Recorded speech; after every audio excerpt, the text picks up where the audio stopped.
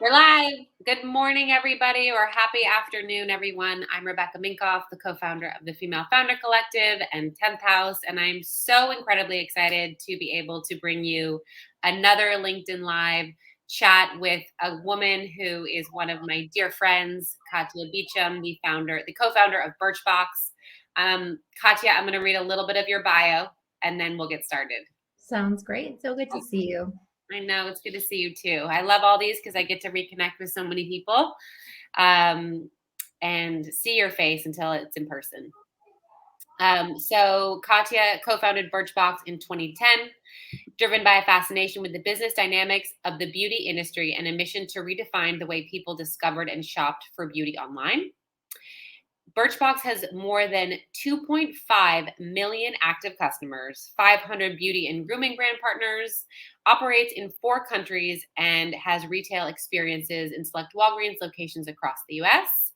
Fun fact, Katia and I met or were introduced because we were both on a TV show, a short-lived TV show. And I was blown away with how brilliant she was and smart and just critical thinking. And I was like, I have got a lot more that I need to learn from this woman. So I made sure that we stayed friends after our show was canceled. Anyways, so thank you for tuning in, and thank you for being here, Katia. It's so good to be here. I'm excited to catch up with you and hear what's on your mind of late. Yes. Feels like, when we met, however many years ago that was, I don't know, 6 years, 7 years ago now, the things that we thought were hard then are so different than the things that we think are hard now, right? The things that you think are going to be the biggest challenges of your career, you get past them. And it's a beautiful part of the human experience and an entrepreneur experience is that you realize you can get past them, but then there's always the next thing. There's the next thing. I know I screenshotted a quote last night, which I'm going to butcher, but it was like, remember, think about the things you have now that you wanted so badly back then. And I thought that was a fitting quote. Like, as an entrepreneur, you're just like, if I could just get to here, then blah, blah, blah. And then you get it. And you're like, but about this. And then to be able to sit and take a minute to be like, look at what we thought was hard that now pales in comparison to what we're going through. Right. Totally. So you've always been able to leap at a great idea. And I'm curious to know, how do you know what is just an idea or it's a business? Because I'm sure you meet a lot of people who have a lot of ideas. I have a lot of ideas, and people sometimes look at me and they go, cool, why don't you just keep that to yourself? I'm curious how you know those things, or you don't. I mean, I feel like I have an opinion about those things for sure, but I don't think it's as black and white as you might think. It isn't as though I immediately go into TAM and metrics. I think a lot of it has to do with the person and like who's excited about the idea, the person who wants to bring this idea to fruition, and how determined they are to see that happen. And then, of course, you have an opinion about what's the context of the market. So there's 2 kind of ideas. There's ideas that like work with the tailwinds, and there's ideas that seek to establish tailwinds that are not there. Right. So yeah. You see what's happening and you're like, oh, I can just like jump on this and like ride the wave of this trend, this movement, this shift in consumer dynamics or in, B2B dynamics, whatever that is. And then there are people who are doing something that you can, to make it sound simple, that like the market hasn't established as a need, right? Hasn't established as a request in any, whether it's B2B or B2C. And I think I get really excited about those ideas. Those are probably the ideas I get most excited about, but they also have the most, up against them. The hardest thing to do is to create a tailwind where there isn't. So when I see those ideas, then I look at the founder or the team who is trying to bring that to fruition.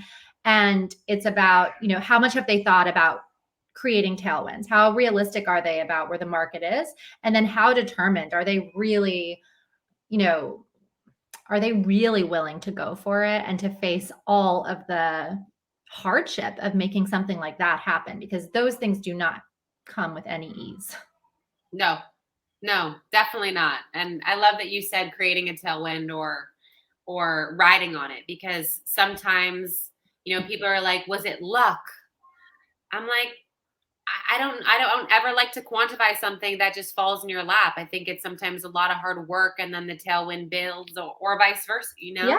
You're in the right moment at the right time and you seize that opportunity. I don't know if that's luck or smarts. Totally. I think some people have a good perception, right, about where the tailwinds are and what that means about the potential ability to get people to change a behavior. And like that again is how I determine whether I believe in something, is like that perception there. How are they thinking about it? How much have they scrutinized it? How much have they really pushed on their perception of readiness in the Yeah. market? Yeah. So, sometimes I sound like an old lady when I'm like, there was a time long ago when we were called crazy for working with an influencer or whatever, having a direct to consumer fashion show. But it was definitely revolutionary, in the same way that Birchbox was revolutionary. It forced customers to change their habits. And I know it wasn't like you bobbed your head and suddenly people were like, oh, yeah, that's a good idea. So, what were some of the obstacles and the objections you had, not just from customers but from investors? And then, as a follow-up, what would you do differently today if you were like, I got a new idea? Well, I mean, the fact of the matter about the journey of Birchbox is that the beginning, every person that we told about it said it was a terrible idea. Yeah. And there was one like fundamental reason that everyone said it was terrible. It kind of speaks to what we just talked about, which is there was no established market for a consumer ever paying to try something. Trial and sampling was seen as like a free activity. And even, in the industry itself, beauty brands that said repeatedly no one would ever pay for a sample, but even people outside of it who were just consumers said, my wife would never pay for a sample. That's not enough. So that was the big objection, which is like your business plan hinges on something that is so off base, because people are not going to go from expecting something to be free to paying for it. Yeah. Period. Like the market has established this as free. And, you know, because of our ability to like really think through this, and we had spent a good amount of like frenetic energy thinking about it, we just really disagreed. It came down a little bit to a survey of two, my co-founder and I, but we thought, well, we're not crazy that we would pay for this, right? The amount of work it takes to really try a lot of things, like the energy, it's a little embarrassing. So we just really didn't let that kind of penetrate our conviction. And I think I almost was indignant about that. There was a part of me that really pushed harder because of those no's and wanted to prove it more, which I think is a good thing. But you asked her, I'd change. I'd say, it's such a gift for somebody to give you real feedback. And I think at the time, I was less experienced. It was really my second job ever starting Birchbox. So I didn't have a lot of experience. And I wanted to prove myself so badly that I didn't like dig into that perception more. I heard the no and I was like the wall that it was going to bounce off of. And I was like, I'll just like blow a door into this wall, instead of, pulling on that thread and asking and, really getting curious about how people think about the reality that we're currently in and how those realities can shift and change. And I'm sure there was more I could have learned from not just getting the no and becoming somebody who really wanted to show that it was possible, but from getting behind the no and getting behind that thinking more and really learning from how people thought about ideas and about market opportunities more. So now that's of course how I think about it. I get really curious. About our own limitations as people, right? As humans, and why we kind of self-impose these limitations on our reality and use excuses of time and consumer demand. And that's always the rationale for like, why something cannot happen, instead of getting curious about like, what would have to be true about consumer demand? What would have to be true about time? What would have to be true? And seeing, can you get enough of those things rolling in your direction? So now I I get excited to hear people who have a very different perspective on something that I think is possible, and less defensive and more, this is a learning moment. They can really add to and strengthen your ability to bring something to fruition, because there's a lot of value to be had in people's other differing perspectives. Yeah, I think that's great. And it's also, for those tuning in, how many no's you're going to get. Even though you are listening, you probably are always, it's the one yes that gets you the investment versus the 50 or 99 no's. I know that the Skim experience similar. Like, I think they have a number they've thrown out there about how many people said no to the Skim. And so I'm curious to know, like, what do you advise to people when they are sharing their out of the box idea? They aren't getting, there's people that have terrible ideas and there's people that have good ideas. Both will get critical feedback. But Mhm. what do you tell people who are looking to launch a business or have an idea and they're having a hard time getting taken seriously? I mean, I think one of the most powerful things you can do is get started, and have a plan around milestones, right? So that people who are less convinced about your idea, you can start to show that you're operating towards it and navigating the reality of the idea. And I don't even think that you necessarily have to like crush your milestones to get people to change their mind. But I think a lot, especially if you're speaking about investors, I think investors tend to get very drawn to operators more than idea makers, right? So I think the best thing you can do is show that you're a good listener, that you're a good learner, and that, if there's something that you hear in that critical feedback that you want to incorporate, that you don't have to incorporate it always, but that you're very clear about how you're going to start to get indications of the viability of your idea. Yeah. And you say, like, in 60 days, this is what I'll be doing. I'd love to check in with you then, sharing the results either way, of how it went. I do think that there's, you can be smart about how you set yourself up so that your milestones aren't so lofty that you look out of touch and that you look like you really miss something in a big way. But I do think that the most important part of it is the thinking and the rigor and operating towards it, and then learning how to communicate results and learning how to communicate where do you go from this milestone. And I do think that starts to establish trust in the relationship. In any relationship, you don't just usually meet someone, hear the first thing that came out of their mouth and say, like, can we be best friends or get married? Usually, like, you know, there's a few more interactions where you establish credibility, you establish the kind of person you are, and then there's a mutual decision on where this relationship is going. Yeah.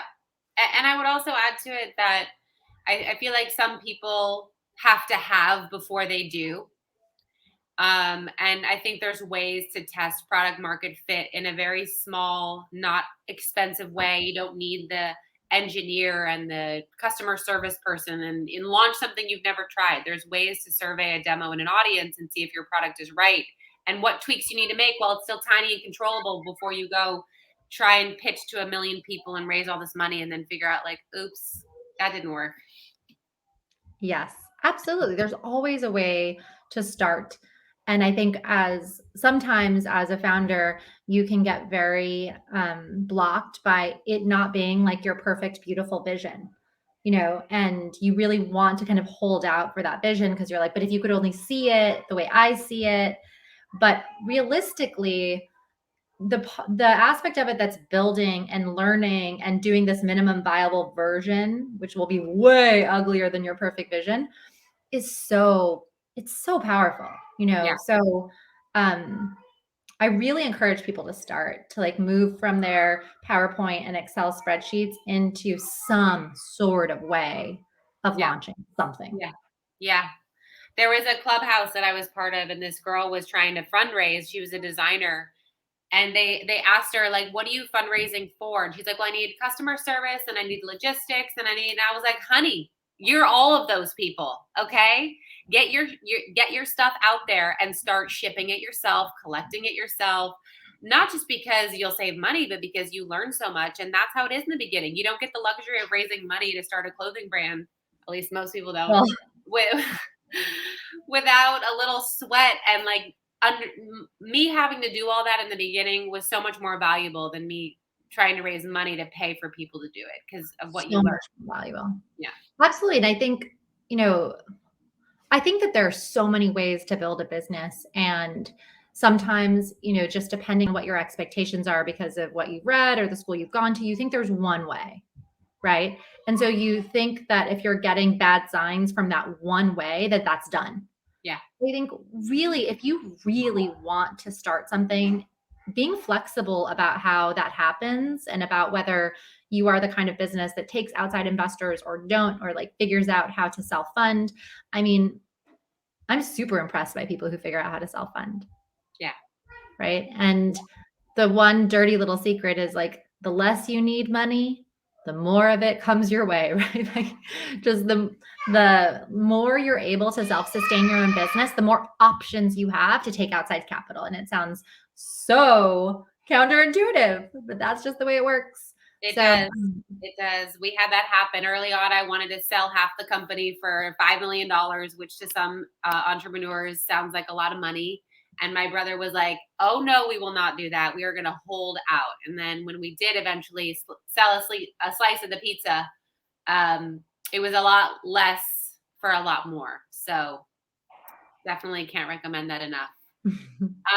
I want you to tell a story where you cold emailed Steve Jobs. He replied. Yeah. And what was behind that? Like what was going on there that you even emailed him, and what was the outcome of that? Yeah. So I surprised myself and got into Harvard Business School. I know it sounds kind of joking, but it was a really big and incredible get for me to get to go to somewhere that amazing. I was so excited. And I got, they start setting you up for class and getting you ready to come to campus. And they send you kind of school supplies, including a suggestion about buying an IBM, or at the time, this was now 11 years ago, an IBM ThinkPad, which if you haven't seen one, I mean, it doesn't look much better today than it did 11 years ago, but I it was such a unattractive, like, machine. I had been using Macs my whole life. Like, luckily I was just obviously very taken by the operating, just everything about using a Mac was easy. The machine was beautiful. And then the operating system was so intuitive and great. And so I loved that. And I get this offer to get like this huge discount off of some super IBM ThinkPad. And I think that's crazy that Apple isn't trying to like offer something else, right? Offer something similar and get people who are going to these, this great business school to have an affinity for a Mac versus this IBM. And so basically I cold emailed Steve Jobs basically saying that, saying that I was dedicated Mac user, that I was going to business school, that I'm getting offers to switch over to an IBM, and that this is a great opportunity to engage with young adults who are still establishing their affinity towards their technology.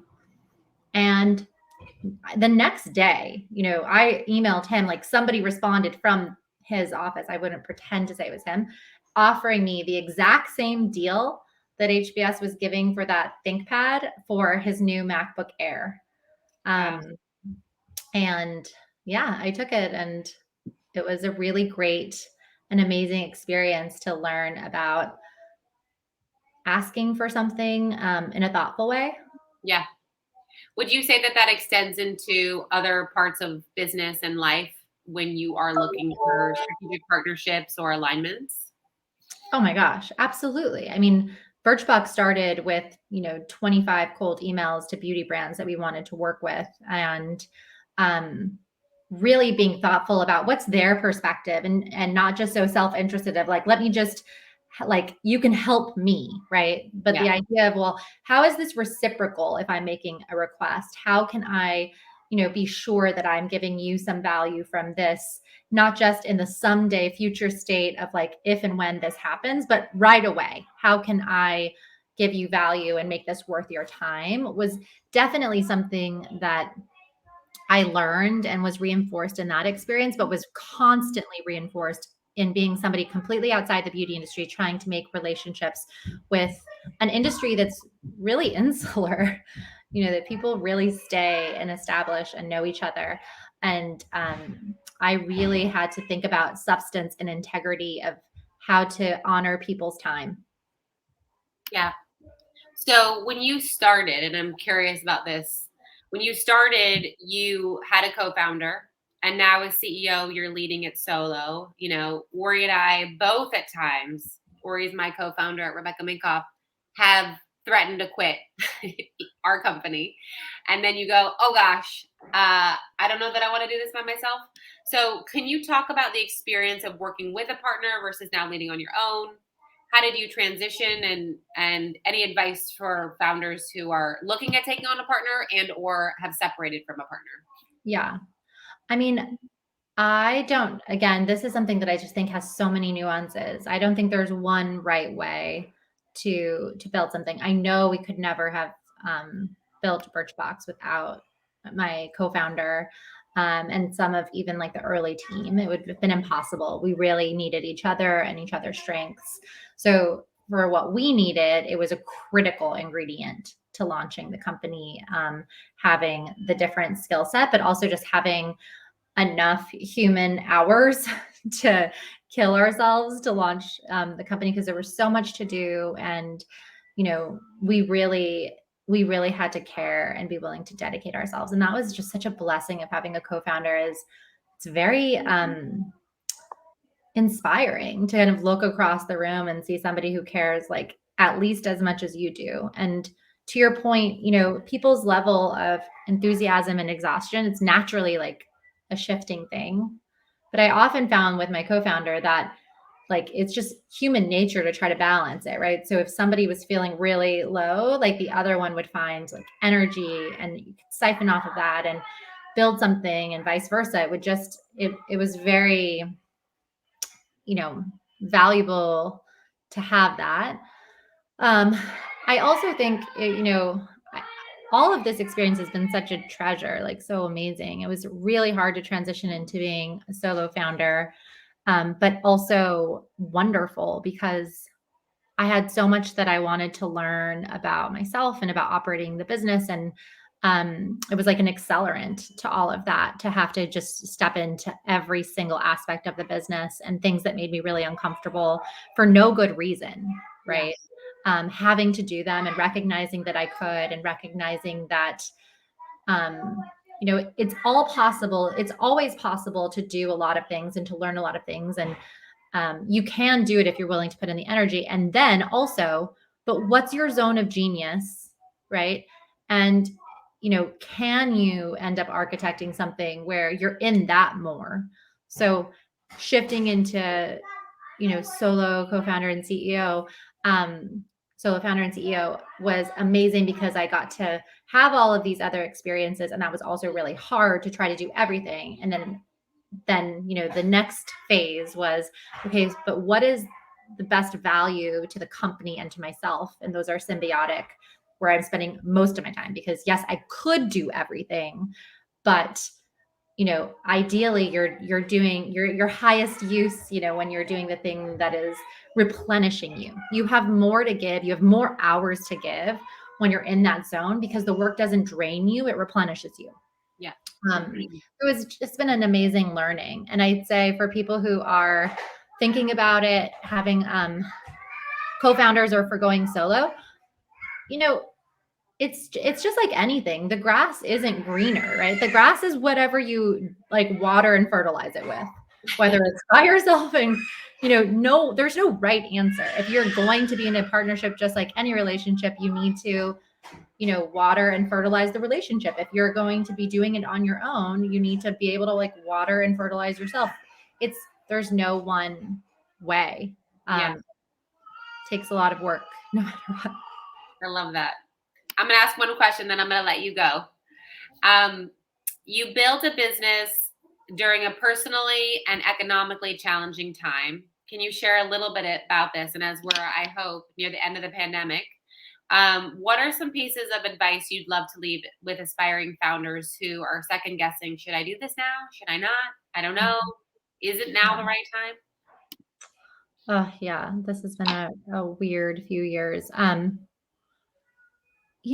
For me, one of the gifts of when we started Birchbox, which was 2010, it was actually a pretty bad economy and a bad job market for someone who's had a master's, just not as good, right? And one of the gifts of that was that it felt less risky to take this chance on myself, right? There wasn't this huge opportunity cost of all these other things, right? That were out there. And I think about that a lot right now for people who are trying to consider whether they want to start something. Is it is a really challenging time, an unprecedented time, but in some ways, it's this unique opportunity where there, you know, it's also something where you could say like, well, if I invest in myself, if I take this time to grow for a few years, probably at least, I'll have more optionality on their side no matter what. And that's kind of how I thought about when I started Birchbox. And one of the reasons I didn't feel nervous was, look, like it's impossible that I'm not going to be a better employee for somebody when this fails, right? I'll be better. And given, how strange it is out there, it could be a great time to just kind of try it. I also think one of the things that I think is inspiring about the pandemic for entrepreneurs is it's actually exemplifies how quickly humans can change behavior. Because you start to think it's impossible for these big things to happen and question whether you can, create your own tailwind. And then you see this happen and you say like big things are happening overnight, over and over again, massive changes in human behavior. And it reminds us as entrepreneurs that it's possible. Right. Yeah. So I think that can be really inspiring. I guess I'd say like one other piece of advice. I think that trying to have an exceptional experience as a person, exceptional in a corporate job, exceptional as an entrepreneur, it comes at a cost, right? It's exceptionally hard. And it's exceptional and it's hard, right? And I think that if you are really willing to face that, and you'll never actually be able to anticipate how exceptionally hard it is. If you really are willing to sign up for exceptionally hard, do it. But Yeah. be honest if you're not. And don't think there's something wrong with you when it's exceptionally hard. It's a good sign if it's exceptionally hard. That's actually the way it works, right? Right. You can't Right. have it without that. So I think being honest with yourself, like, are you really willing? There's no shortcut. There's no shortcut to this. Nope. Um, I love that. I love that you say that because I feel like the amount of people who want there to be a button to push, like your Amazon or your Uber, are like, why isn't it's not working? I'm pressing the button and my career isn't happening, or I didn't get the raise I wanted after 3 months, or I didn't get the promotion after 1 year. Like, I don't know of a shortcut. Personal relationships and this, no shortcuts. no shortcuts. And it's so cheesy, but there's a reason there's no shortcut, right? You need all the hard things in order to be equipped to do it. Yeah. It's actually the gift of the journey that's making it possible for you to continue to figure out, to lay a brick, to build a bridge. That's how you learn. That's what's necessary. And so trying to have a shortcut is cheating yourself of what this potential, outcome is cheating yourself of the learning. And I think it's creating unrealistic expectations that really worry me. Yeah. So I think like a sobering view of the expectation that it is exceptionally hard is a great thing. And that because it's exceptionally hard doesn't mean that it sucks either. Right. Not It's the course. And once you learn that, then you won't cry every time something bad happens. Yeah. And also crying's fine. We do it with each other all the time, right? All the time. Well, I can't thank you enough for sharing your wisdom, your time with us.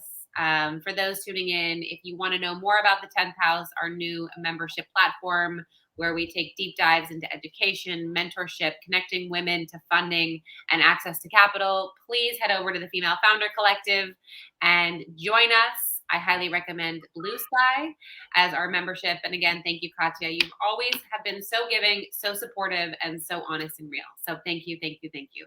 My pleasure. Love seeing you, and congrats. Bye. Bye.